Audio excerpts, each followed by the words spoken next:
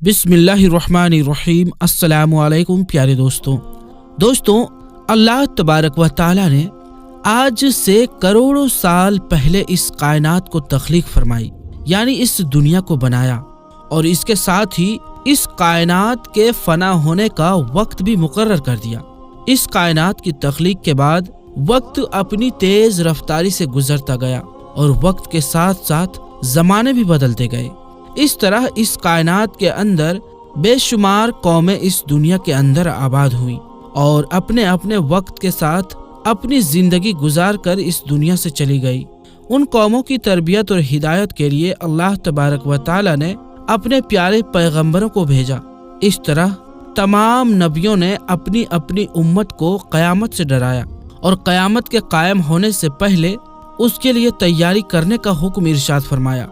यहाँ तक कि फिर आखिरी ज़माना आया और इस दुनिया के अंदर अल्लाह तबारक व तआला के आखिरी नबी हज़रत मोहम्मद मुस्तफ़ा सल्लल्लाहु अलैहि वसल्लम इस दुनिया के अंदर जलवागर हुए। प्यारे दोस्तों, याद रहे कि हज़रत मोहम्मद मुस्तफ़ा सल्लल्लाहु अलैहि वसल्लम अल्लाह तबारक व तआला के आखिरी नबी हैं और हम उनकी आखिरी उम्मत हैं। इनके बाद ना तो कोई नबी आएगा और ना ही कोई नई उम्मत कायम होगी, बल्कि क़यामत तक आने वाली हर जी रूह यानी हर जानदार हुजूर पाक सल्लल्लाहु अलैहि वसल्लम की उम्मत में शुमार की जाएगी। हुजूर पाक सल्लल्लाहु अलैहि वसल्लम ने अपनी उम्मत को बताया कि अल्लाह तबारक व तआला एक है, वो वहदहु ला शरीक है, उसका कोई शरीक नहीं, और हर इंसान ने मरने के बाद क़यामत के दिन उठना है और अपनी आमाल का बदला लेना है, और बेशक क़यामत बहुत करीब है। प्यारे दोस्तों, क़यामत कब आएगी? एक ऐसा खौफनाक और पुरअसरार सवाल है जिसको सुनकर हर मुसलमान खौफ के अंदर और पूछताछ यानी खोज के अंदर मुब्तला हो जाता है, और हर कोई ये जानना चाहता है कि हमें कैसे पता चलेगा कि क़यामत कितनी करीब आ चुकी है या फिर क़यामत का ज़माना आ चुका है। इसकी निशानियाँ क्या है, ताकि हर मुसलमान अपने आप को इसके लिए तैयार कर रखे और उससे पहले जाहिर होने वाले फितनों से खुद को बचा सके।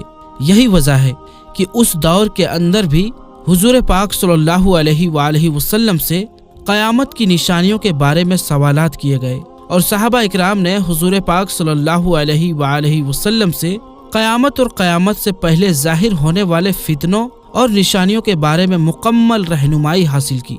प्यारे दोस्तों, वैसे तो रसूल पाक सल्लल्लाहु अलैहि वसल्लम ने क़यामत से पहले जाहिर होने वाली बहुत सारी निशानियों का जिक्र फरमाया है, लेकिन उनमें चंद निशानियां ऐसे हैं जो बिल्कुल कुर्बे क़यामत में जाहिर होंगी, जिनको क़यामत की बड़ी निशानियां कहा जाता है, जिससे जाहिर हो जाएगा कि क़यामत अब बिल्कुल करीब है और इसके अंदर कोई शक बाकी ना रह जाएगा।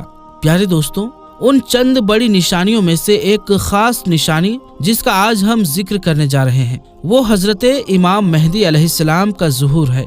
प्यारे दोस्तों, आज की इस वीडियो में हम आपको बताएंगे कि हजरत इमाम मेहदी अलैहिस्सलाम इस दुनिया के अंदर कब तशरीफ लाएंगे और उनकी पैदाइश कौन से शहर में होंगी और वो कितना अरसा इस रूए जमीन पर रहेंगे।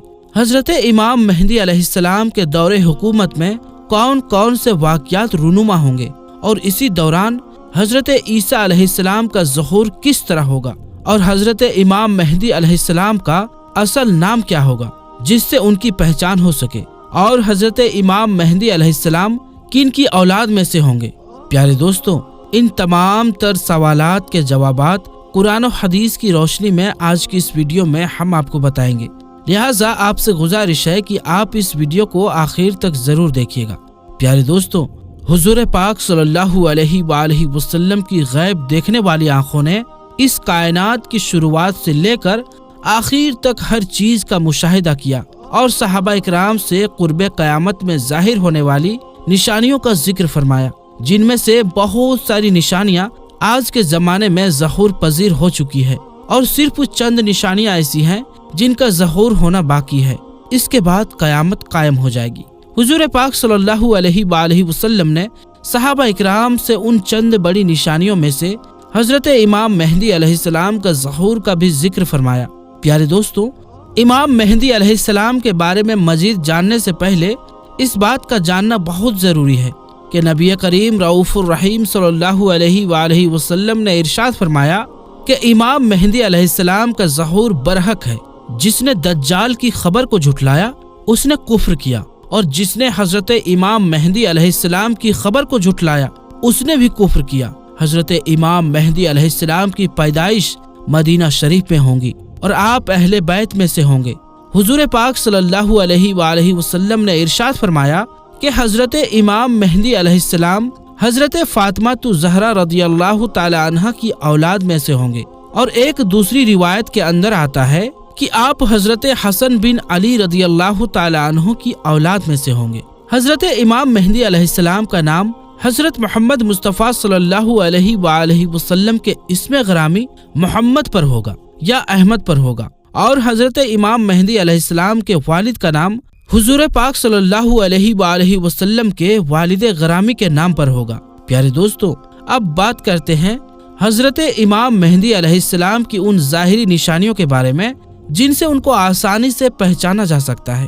حضرت امام مہدی علیہ السلام کی پیشانی روشن ہوں گی اور لمبی خوبصورت ناک ہوں گی، اور ان کے دونوں دانتوں کے درمیان ہلکی دوری ہوگی۔ ان کی جائے ہجرت بیت المقدس ہوگی۔ ان کی داڑھی گھنی ہوگی جو نہ زیادہ لمبی ہوگی اور نہ ہی زیادہ باریک ہوگی، اور ان کی آنکھیں سرمنگی ہوگی۔ ان کے دونوں کندھوں کے درمیان حضور پاک صلی اللہ علیہ وآلہ وسلم کی مثل ایک خاص علامت ہوگی۔ امام مہدی علیہ السلام ایسے وقت میں اس دنیا میں تشریف لائیں گے جب اس روئے زمین پر گناہ عام ہو چکے ہوں گے اور اختلافات اور زلزلوں کی کثرت ہوگی۔ حضرت امام مہدی علیہ السلام کے تشریف لانے سے پہلے روئے زمین کے اوپر گناہوں کا دورہ ہوگا اور ظلم اپنی انتہا کو پہنچا ہوگا۔ اس وقت حرام کاموں کو حلال سمجھا جائے گا۔ اس وقت حضرت امام مہدی علیہ السلام اس روئے زمین پر تشریف لائیں گے اور گناہوں کے اندر مبتلا اس روئے زمین کے انسانوں کو عدل و انصاف سے بھر دیں گے، جیسے کہ یہ پہلے زمین ظلم و ستم سے بھری ہوئی تھی۔ حضرت امام مہدی علیہ السلام کے تشریف لانے سے زمین اور آسمان والے بہت خوش ہوں گے۔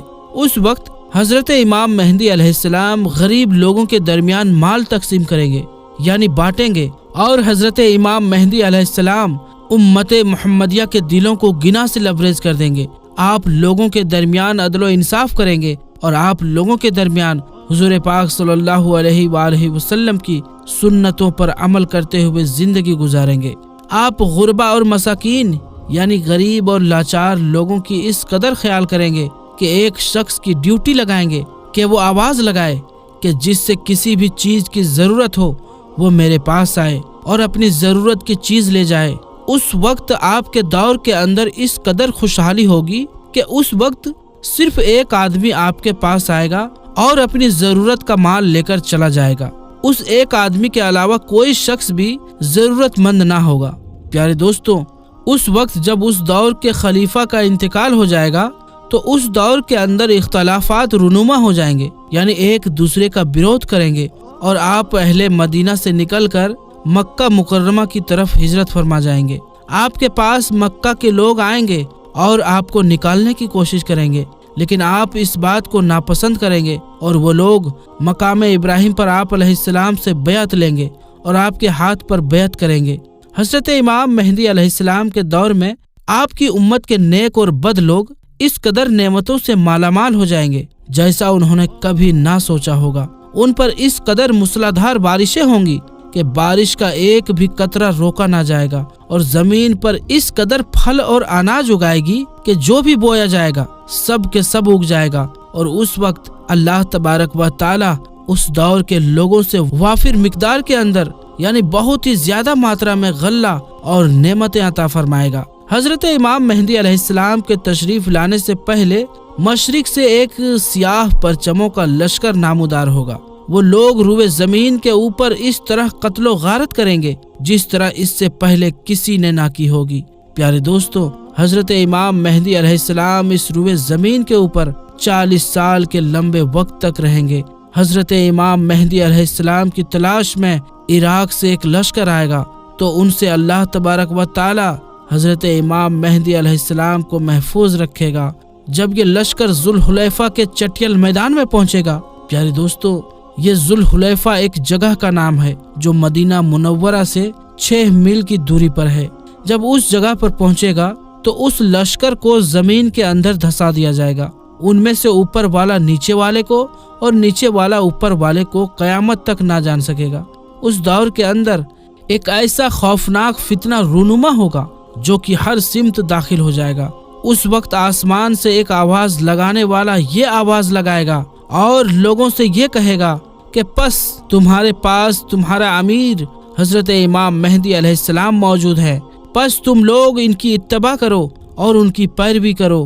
حضرت امام مہدی علیہ السلام کا ظہور اس حال میں ہوگا کہ آپ کے سر اقدس پر امامہ شریف ہوگا، جو کہ نبی کریم رؤوف الرحیم صلی اللہ علیہ وآلہ وسلم کی مقدس سنت ہے، اور اس وقت ان کے بارے میں ایک آواز لگانے والا یہ آواز لگائے گا، کہے گا کہ یہ حضرت امام مہدی علیہ السلام ہیں، پس تم لوگ ان کی پیروی کرو اور ان کے حکم کی اتباع کرو۔ حضور پاک صلی اللہ علیہ وآلہ وسلم نے ارشاد فرمایا کہ اللہ تبارک و تعالی نے دین اسلام کا آغاز مجھ سے کیا، اور دین اسلام کا خاتمہ اللہ تبارک و تعالی حضرت امام مہدی علیہ السلام پر فرمائے گا۔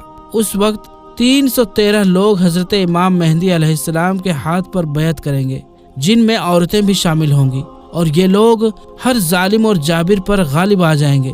اس وقت اس قدر عدل و انصاف کا ظہور ہوگا کہ زندہ لوگ اپنے مرنے والوں کو زندہ ہونے کی خواہش کریں گے، اور زمین کے نیچے والی چیزیں زمین کے اوپر والی چیزوں سے بہتر اور افضل ہو جائیں گی۔ حضرت امام مہدی علیہ السلام کا علم بردار نوجوان تمیمیہ نامی شخص ہوگا، جو کہ مشرق سے ظاہر ہوگا۔ اسی دوران حضرت امام مہدی علیہ السلام اور ان کے ساتھ اہل ایمان بیت المقدس میں ہوں گے، اور فجر کا وقت ہوگا تو حضرت امام مہدی علیہ السلام ان لوگوں کو فجر کی نماز پڑھانے کے لیے آگے بڑھیں گے۔ اس وقت حضرت عیسیٰ علیہ السلام کا نزول ہوگا تو حضرت امام مہدی علیہ السلام حضرت عیسیٰ علیہ السلام کو دیکھ کر جائے نماز سے پیچھے ہٹ جائیں گے، تاکہ حضرت عیسیٰ علیہ السلام جائے نماز پر امامت کریں، اور اس وقت حضرت عیسیٰ علیہ السلام امام مہدی علیہ السلام کے دونوں شانوں کے درمیان ہاتھ رکھیں گے اور ان کو حکم فرمائیں گے کہ آپ آگے بڑھ کر نماز پڑھائیں، آپ ہی کے لیے اقامت کہی گئی ہے۔ تو اس طرح اس وقت حضرت امام مہدی علیہ السلام حضرت عیسیٰ علیہ السلام اور اہل ایمان والوں کی امامت فرمائیں گے۔ حضرت امام مہدی علیہ السلام 3 دن تک اہل روم سے جنگ لڑتے رہیں گے، اور تیسرے دن غلبہ یعنی جیت حاصل کریں گے۔ اس جنگ کے بعد وہ قسطنطنیہ کو فتح کر لیں گے۔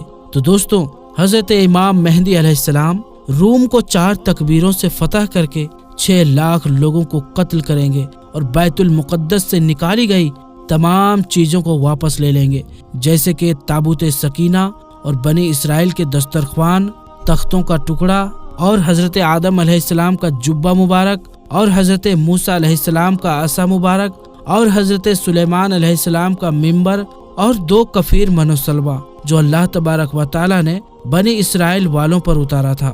اس کے بعد حضرت امام مہدی علیہ السلام اس شہر کی طرف آئیں گے جسے قاطع کہا جاتا ہے، جس کی لمبائی 1000 میل ہے، چوڑائی 500 میل ہے۔